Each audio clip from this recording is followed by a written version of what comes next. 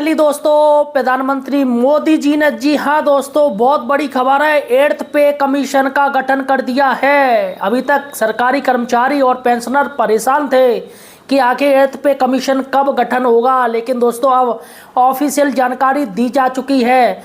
यहाँ पर दोस्तों सबसे बड़ी बात है कि 8th पे कमीशन गठन किया गया है।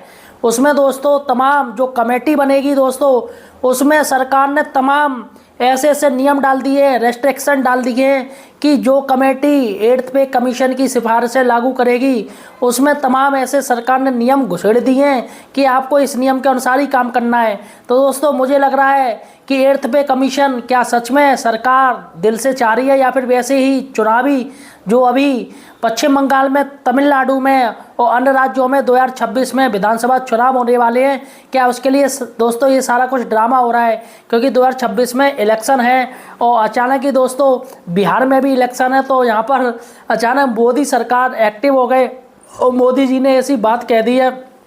इसके साथ ही दोस्तों उत्तर प्रदेश में एक नया जिला बनने वाला है। जी हाँ साथियों, उत्तर प्रदेश में नया जिला बनने वाला है और वो जिला कहाँ से बनेगा, किन जिलों को काट के वो बनाया जाएगा और इसमें कितनी तहसील होंगी, आपको इस वीडियो में बताने जा रहा हूँ। यहाँ पर दोस्तों दो बहुत बड़ी खबरें हैं। जी हाँ साथियों, दो बड़ी खबरें हैं। सही और सटीक जानकारी के लिए आप हमारे चैनल एम्प्लॉयड हेल्पर को सब्सक्राइब कीजिए। यहाँ पर दोस्तों आपको आपके विभाग से रिलेटेड सारी जानकारी मिलेगी सिर्फ हमारे चैनल पर।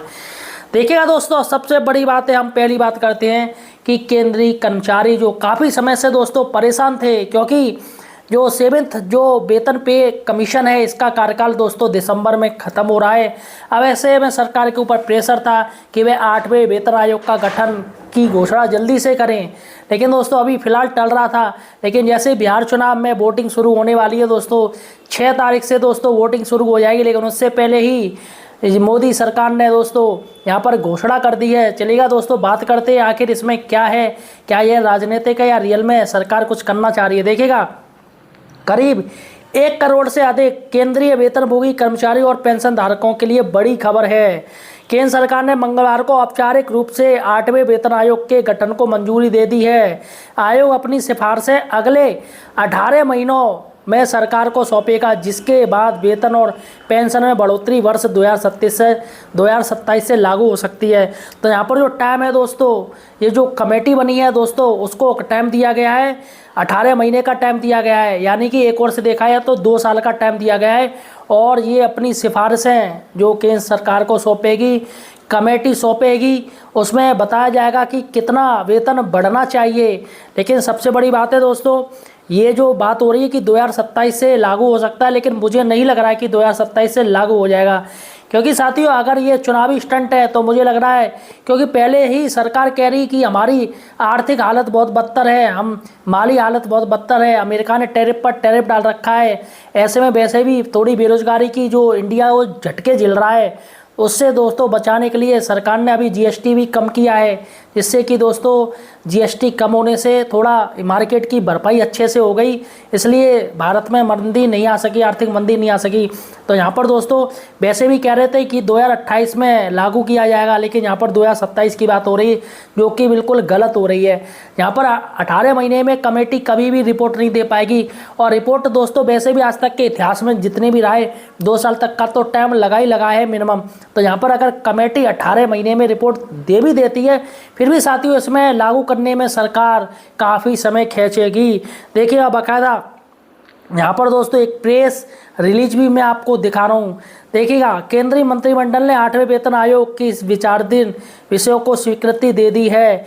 देखिएगा, मैं यहाँ पे बताऊंगा, प्रधानमंत्री श्री नरेंद्र मोदी की अध्यक्षता में केंद्रीय मंत्रिमंडल ने आज 8वें वेतन आयोग के विचाराधीन विषयों की स्वीकृति दे दी है, और यहाँ पर क्या क्या नियम और इसके ऊपर आयोग के ऊपर डाल दिए है। जी हाँ साथियों, जो टीम मेंबर होंगे, जो सर्वे करेंगे, उनके ऊपर नियम भी अच्छे खासे लगा दिए। देखिएगा, 8वां केंद्रीय वेतन आयोग अस्थायी निकाय होगा और आयोग में एक अध्यक्ष होगा, एक सदस्य होगा जो अंशकालीन होगा और एक सदस्य सचिव शामिल होंगे। अपने यह अपने गठन की तिथि से 18 महीनों के भीतर अपनी अनुशंसाएं देगा। यदि आवश्यक हो तो आयोग अनुशंसा को अंतिम रूप दिए जाने पर किसी भी मामले पर अंतरिम रिपोर्ट भेजने पर विचार कर सकता है। आयोग अपनी अनुशंसाएं देते समय निम्नलिखित बातों का ध्यान रखेगा। तो यहाँ पर बातें भी दे दी हैं, नियम दे दिए गए हैं। जैसे पहला जो पॉइंट है कहा गया है इसमें कि देश की आर्थिक स्थिति और राजकोषीय विवेक अर्थात सरकारी वित्तीय व्यवस्था के प्रबंधन तथा खर्च और राजस्व के संतुलन की आवश्यकता है। तो यहाँ पर सबसे बड़ी बात है कि इन्होंने ये कह दी है कि देश की आर्थिक स्थिति पहले देखें और किस तरीके से खर्च हो रहा है, किस तरीके से राजकोषीय घाटा हो रहा है, तो उसको ध्यान में रख के ये वेतन आयोग अपनी जो है जो भी कुछ है जो सर्वे है वो सर्वे करेगा, जो रिपोर्ट बनाएगा इसी के अनुसार बनाए।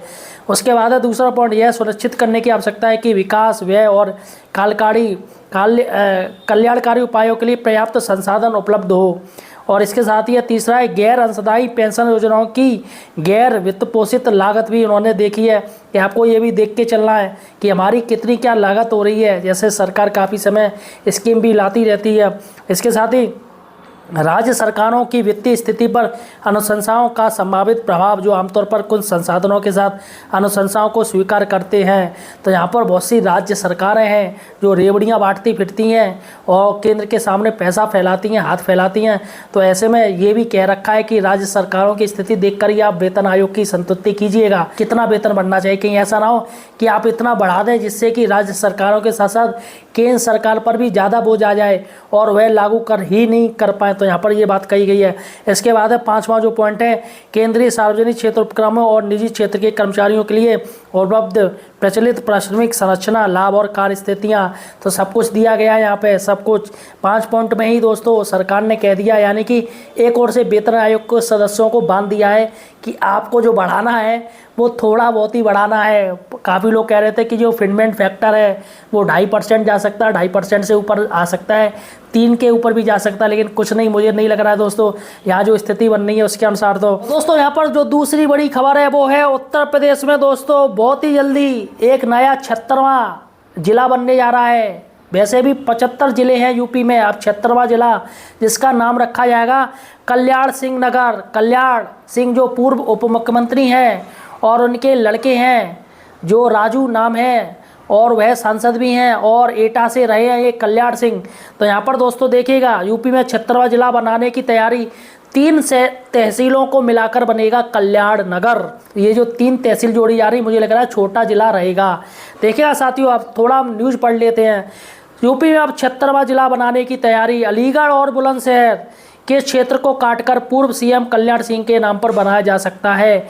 इसको लेकर पूर्व सांसद सीएम योगी से मांग कर चुके हैं।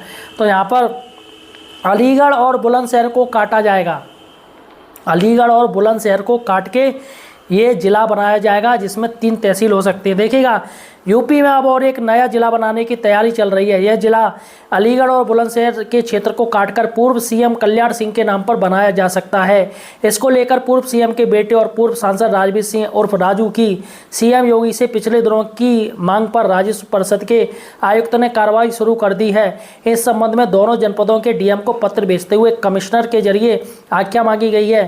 पूर्व सांसद ने बुलंदशहर की तहसील डिवाई, देखिएगा बुलंदशहर की जो तहसील डिवाई है और अलीगढ़ के अतरौली और गंगीरी कस्बे को नई तहसील के रूप में बनाते हुए कल्याण सिंह नगर से नया जिला बनाने का प्रस्ताव रखा है।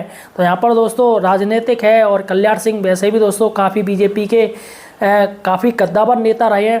तो यहाँ पर मुख्यमंत्री जी वैसे ही हाँ कह देंगे। देखिएगा पूर्व सांसद ने 1 अगस्त को मुख्यमंत्री योगी आदित्यनाथ को एक मांग पत्र भेजा था जिसमें लिखा था कि उनके पिता कल्याण सिंह ने अपना पूरा जीवन समाज के विकास के लिए बलिदान कर दिया था। वे अपने क्षेत्र अतरौली से लगातार विषम परिस्थितियों में भी चुनकर आते रहे हैं। पार्टी द्वारा जो भी दायित्व सौंपे गए उन्हें पूरी निष्ठा से काम किया। अब उनके क्षेत्र में भ्रमण के दौरान लोग कहते हैं कि बाबूजी ने प्रदेश का विकास तो चौमुखी रूप से किया, लेकिन अन्य पूर्व मुख्यमंत्रियों की तरह पृष्ठभूमि, जन्मभूमि, कर्मभूमि अतरौली को वह ऊंचाई देने में कुछ कमी रह गई। पूर्व मुख्यमंत्री का कार्यक्षेत्र अतरौली और बुलंदशहर के जिले डिवाई में भी रहा है। यह क्षेत्र भी विकास की आशा रखता है। तो यहाँ पर सबसे बड़ी बात है कि कल्याण सिंह का जो पूर्व मुख्यमंत्री हैं, स्वर्गीय हैं, उनका इन 3 क्षेत्रों में काफ़ी ज़्यादा वोट बैंक है और काफ़ी ज़्यादा इनका वोट था, हमेशा ये जीतते आए हैं। तो इसलिए दोस्तों यहाँ पर मांग की गई कि इन्हीं तीनों तहसीलों को बना दिया जाए, जिससे और ज़्यादा वोट बैंक मजबूत हो जाएगा। दोस्तों बड़ी बात है, अगर ये ज़िला बन जाता है तो यूपी में दोस्तों 75 की बजाय अब 76 ज़िले हो जाएंगे। जी हाँ साथियों, वैसे भी दोस्तों 76वां ज़िला बनाया था, वो अस्थायी तौर पर बनाया था। आपको पता होगा जब ये जो संगम में स्नान हो रहा था, जी हाँ दोस्तों, प्रयागराज में स्नान हो रहा था, तो इतनी ज़्यादा भीड़ थी, इसलिए उसको एक अस्थायी तौर पे 76वां ज़िला बना दिया गया था उसी समय के लिए। तो फिलहाल साथियों यहाँ पर अगर ये ज़िला बनता है तो ये पूर्ण रूप से एक स्थायी ज़िला होगा 76वां। फिलहाल साथियों आपको क्या लगता है, क्या ज़िला बनना चाहिए या नहीं? इसके साथ ही जो 8th पे कमीशन जो लागू की घोषणा की गई, क्या सरकार सच में उसे पूरा करेगी या फिर सिर्फ एक चुनावी स्टंट है? आपको क्या लगता है मुझे कमेंट सेक्शन में बताइएगा, और इस वीडियो को ज़्यादा से ज़्यादा शेयर कीजिएगा। और आप मुझे किस राज्य या ज़िले से देख रहे हो ये भी मुझे कमेंट सेक्शन जो बताइएगा। धन्यवाद।